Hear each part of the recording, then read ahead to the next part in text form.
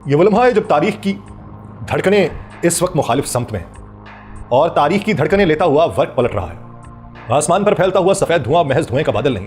بلکہ ایک عہد کے انجام کی گواہی ہے۔ زمین کانپ چکی ہے، ہوائیں گواہ بن چکی ہیں اور تہران سے تل ابیب تک فضا میں وہ لرزش ہے جو صرف جنگ کی نہیں، کسی بڑے فیصلے سے پہلے کی خاموشی ہوتی ہے۔ ایران نے خاموشی توڑی ہے، نہ صرف میزائلوں سے بلکہ اپنے لہجے سے، اپنی حکمت عملی سے۔ اب یہ گنتی میزائلوں کی نہیں رہی، یہ بازیابی ہے وقار کی، رد عمل ہے دہائیوں کے زخموں کا۔ اسرائیل کے فوجی مراکز، اسپتالوں کے سائے میں بنے ہیڈ کوارٹرز اور نیوکلیئر تنصیبات پہ گرنے والے دھماکوں کی بازگشت صرف تباہی کی گونج نہیں، یہ نئے عالمی نظام کی دستک ہے۔ دنیا دو بلاکس میں تقسیم ہو چکی ہے، کہیں صف آرا روس اور چین ہے تو کہیں امریکہ سوچ میں گم ہے کہ جنگ میں کودے یا صرف دیکھتا رہے۔ نیوی ایئر لفٹس، ہنگامی اجلاس، اقوام متحدہ کی خاموشی اور مسجدوں میں لگتے مرد آباد کے نعرے، یہ سب کچھ کسی طوفان کی تمہید لگتے ہیں۔ ہر گولی، ہر حملہ اب سفارتی جملہ نہیں بلکہ ایک واضح بیانیہ ہے کہ ایران اب پہلے والا ایران نہیں رہا اور اسرائیل وہ محفوظ قلعہ نہیں رہا جو اسے سمجھا جاتا تھا۔ دنیا تھامے ہوئے سانس سے دیکھ رہی ہے کہ اگلا صفحہ خون سے لکھا جائے گا یا قلم سے۔ آپ سب پر سلامتی ہو، میں یاسر رشید ہوں اور آپ دیکھ رہے ہیں 92 ڈیجیٹل۔ ناظرین، گزشتہ شب ایران نے بیلسٹک میزائلوں کی نئی حکمت عملی کے تحت اسرائیل کو نشانہ بنایا اور کم از کم 5 میزائل داغے گئے،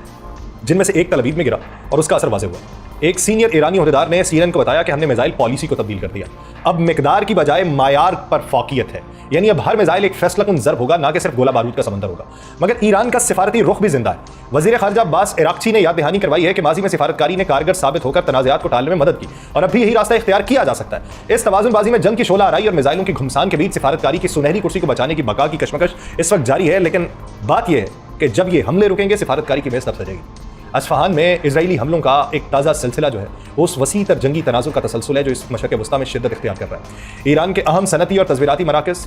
اصفہان کو نشانہ بنانا اس بات کا مظہر ہے کہ اسرائیل صرف دفاعی اقدامات تک محدود نہیں بلکہ وہ بھی ایران کے بنیادی اور اسٹریٹجک ڈھانچے کو مفلوج کرنے کی حکمت عملی کے اوپر گامزن ہے۔ اصفہان کے ڈپٹی گورنر اکبر صالحہ کی جانب سے اس بات کی تصدیق کی گئی کہ اسرائیلی حملے میں نیوکلیئر سائٹ کو نشانہ بنایا گیا۔ یہ ایک سنگین پیغام کا حامل ہے، اگرچہ حکام کی جانب سے سفید دھوئیں کو بے ضرر قرار دیا گیا اور کسی مضر مواد کے اخراج کی تردید کی گئی، لیکن ان حملوں کے اثرات صرف مادی نہیں ہیں بلکہ نفسیاتی اور تصویراتی بھی ہیں۔ ان حملوں سے ایران کی دفاعی صلاحیت اور جوہری پروگرام کے تحفظ پہ سوالات کھڑے ہوئے۔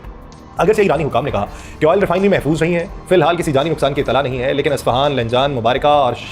شہرزہ جیسے اہم صنعتی اضلاع پہ حملے سے یہ واضح ہے کہ اسرائیل ایران کی تنصیبات کو ٹارگٹ کر کے نہ صرف اس کے اسٹریٹجک اعتماد کو کمزور کرنا چاہتا ہے بلکہ اسے اندرونی طور پہ بھی غیر مستحکم کرنے کی کوشش کر رہا ہے۔ اور یہ حملے اس بات کا بھی اندیا دے رہے ہیں کہ جنگ اب محض سرحدی نہیں رہی بلکہ ایران کے دل تک ہے اور اسرائیل کے بھی دل تک ہے، اور اگر ایران نے ان حملوں کا براہ راست اور بھرپور جواب دیا تو یہ پورے خطے کو ایسی بھنور میں دھکیلے گا جس سے نکلنا کسی کے لیے آسان نہیں ہوگا ابھی جو چپ سادے بیٹھے ہیں۔ اور اسرائیلی فوج کی جانب سے جنوبی لبنان میں ناقورہ کے ساحلی علاقے میں کی جانے والی بحری کارروائی کو خطے میں بڑھتی ہوئی کشیدگی کا ایک اور خطرناک باب قرار دیا جا رہا ہے۔ اسرائیل یہ دعویٰ کرتا ہے کہ اس نے حزب اللہ کی رضوان فورس کے زیر استعمال ایک انفراسٹرکچر کو نشانہ بنایا جو مبینہ طور کے اوپر اسرائیلی شہریوں پر حملوں کی منصوبہ بندی کے لیے استعمال ہو رہا تھا، اور یہ حملہ بھی تب کیا گیا جب اسرائیلی وزیر خارجہ نے چند روز پہلے حزب اللہ کو خبردار کیا تھا کہ اگر وہ ایران اور اسرائیل کے ممکنہ تصادم میں شامل ہوئی تو نتائج سنگین ہوں گے۔ ناقورہ جو کہ لبنان کے جنوبی سرحدی علاقوں میں سے ایک ہے، یہ حزب اللہ کی سرگرمیوں کا مرکز مانا جاتا ہے اور یہاں اس نوعیت کی کارروائی ایک بڑا پیغام تصور کی جا رہی ہے۔ اس کے پس منظر میں آپ یہ دیکھیے کہ صرف یہی باتیں نہیں، اس کا مطلب یہ کہ اسرائیل کو بھی کوئی نہ کوئی اسلحے کا ذخیرہ فراہم کر چکا ہے، کوئی نہ کوئی اس کی پشت پہ تگڑے طریقے سے آ چکا ہے۔ تو وہ جو طیارے اڑے تھے جرمنی اور امریکہ کے، وہ جو اسرائیل کے اندر پہنچے اور اسرائیل 11 طیاروں کی آمد کے حوالے سے کلیم کر رہا تھا، تو اس کا مطلب یہ کہ اس کی پشت کسی حد تک مضبوط کی گئی ہے۔ اور اسرائیلی بیانیے میں جس انفراسٹرکچر کی بات کی جا رہی ہے اس کی نوعیت، دائرہ کار یا تباہی کی حد کے حوالے سے فی الحال لبنان میں سے کوئی آزاد تصدیق ممکن نہیں ہو سکی، لیکن یہ واضح ہے کہ اسرائیل حزب اللہ کی ممکنہ پیش قدمی یا شرکت کے خطرے کو انتہائی سنجیدگی سے لے رہا ہے، اور یہ بحری حملہ لبنان کی خود مختاری پر ایک اور کاری ضرب کے طور پہ دیکھا جا رہا ہے، اور یہ ایران اسرائیل کشمکش کے دائرے کو لبنان کی سرزمین تک پھیلانے کی جانب بھی اشارہ ہے۔ حزب اللہ نے ابھی تک اس حملے پہ کوئی رد عمل نہیں دیا، لیکن ماضی کے تجربات یہ بتاتے ہیں کہ ایسی کارروائیوں کے بعد محاذ گرم ہونے میں دیر نہیں لگتی۔ جبکہ ایران کے مذہبی اور روحانی مرکز قم میں اس وقت شدید سیکورٹی ماحول ہے، جہاں انٹیلیجنس حکام نے اسرائیل سے مبینہ تعلق کے شبے میں 22 افراد کو گرفتار کیا حالیہ، اور صوبے کی سیکورٹی پالیس کے سربراہ کے مطابق ان افراد پہ یہ الزام ہے کہ وہ اسرائیلی خفیہ اداروں سے رابطہ میں تھے، حساس مقامات کی ویڈیوز بنا رہے تھے، عوامی فضا میں اشتعال پیدا کر رہے تھے اور بالواسطہ طور پہ اسرائیل کی حمایت میں سرگرم تھے۔ ان گرفتاریوں کو ایران میں داخلی استحکام اور دشمن قوتوں کی ممکنہ دراندازی کے خلاف سخت پیغام کے طور پہ دیکھا جا رہا ہے۔ حکام کے مطابق یہ تمام افراد اسرائیلی حملوں کے بعد سامنے آنے والی غیر معمولی سیکورٹی صورتحال میں پکڑے گئے، جو اس امر کا ثبوت ہے کہ ایران صرف بیرونی دشمنوں کے خلاف نبردآزمہ نہیں بلکہ اندرونی سازشوں کے سدباب کے لیے بھی پوری طرح سے چکنا ہے۔ قم جیسا شہر جو ایرانی انقلاب کا نظریاتی قلعہ سمجھا جاتا ہے، وہاں اس نوعیت کی کارروائی کی خبریں نہ صرف حیران کن ہیں بلکہ ایران کی داخلی صفبندی اور حساس اداروں کی مستعدی کو بھی ظاہر کرتی ہیں۔ ان گرفتاریوں کا مقصد واضح ہے کہ اسرائیل یا اس کے حامی عناصر کو یہ باور کروانا ہے کہ ایران کے اندرونی حصے تک بھی اگر ان کے اثرات پہنچے ہیں تو ان کا انجام سخت اور فوری ہوگا۔ ایران کے وزیر صحت محمد رضا ظفر غندی کا بیان اس جنگ کی اخلاقی تباہی کی گہرائی کو بے نقاب کرتا ہے۔ انہوں نے یہ کہا ہے کہ اسرائیل نے اب تک 3 اسپتالوں اور 6 ایمبولینسز کو براہ راست نشانہ بنایا، جس کے نتیجے میں 14 طبی و امدادی کارکن زخمی جبکہ के 2 माहिर डॉक्टर, 1 माहिर जच्चा और बच्चा और 1 चाइल्ड स्पेशलिस्ट अपने मासूम बच्चों समेत शहीद हो चुके हैं। ये सिर्फ इंसानों की जानों का नुकसान नहीं बल्कि इंसानियत पे हमला है उन शफाफ हाथों पर वार जो जिंदगी बचाने के लिए उठे थे।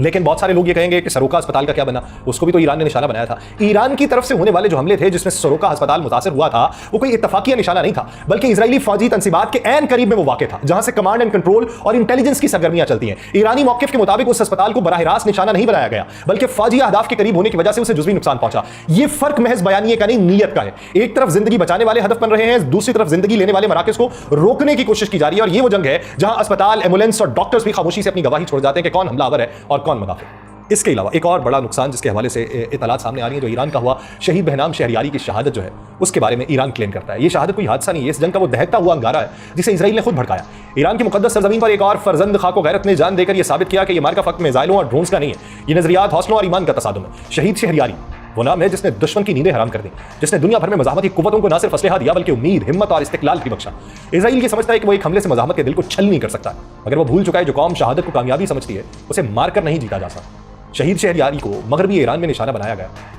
और मज़ाहमत की हर शाख को और ज़्यादा उसका खून सरसब्ज कर चुका। ये कुर्बानी इस पूरे खत्ते के बेदार ज़मीर के लिए ऐलान है। अभी तक ईरान जो है इसकी तस्दीक नहीं कर रहा, लेकिन इजराइल क्लेम कर रहा है और यूं लगता है कि वक्त आ गया है न झुकने का न रुकने का। हर हमला, हर शहीद एक नई बेदारी, एक नया वलवला और एक नया वार है उन ताकतों पर जो जुल्म के ऐवानों में बैठे फतह के ख्वाब देखते हैं। शहीद शहरियारी की रूह शायद अब भी यही कह रही हो, मैं जिंदा हूं और कुर्बानी के लिए तैयार था, अब तुम भी तैयार हो। जबकि दूसरी तरफ ईरानी सरकारी खबरसां एजेंसी जो इरना है उसकी ताज़ा तरीन रिपोर्ट एक ऐसे पहलू को उजागर करती है जो अक्सर जंगी बयानी में गुम हो जाता है। वो इंसानी कीमत जो दिफाई लाइन पर खड़े सिपाहियों से वसूल की जाती है। इजराइल के हमलों के आगाज से अब तक ईरान की एयर डिफेंस फोर्सेस के कम से कम 15 एहलकार अपनी जानों का नजराना दे चुके हैं, जिनमें 4 ऐसे नौजवान शामिल थे जो अभी लाजमी फौजी सर्विस के तहत अपनी मुद्दत पूरी कर रहे थे। ये दादोशुमार सिर्फ एक खबर नहीं बल्कि एक कौमी कुर्बानी की दास्तान है। वो जवान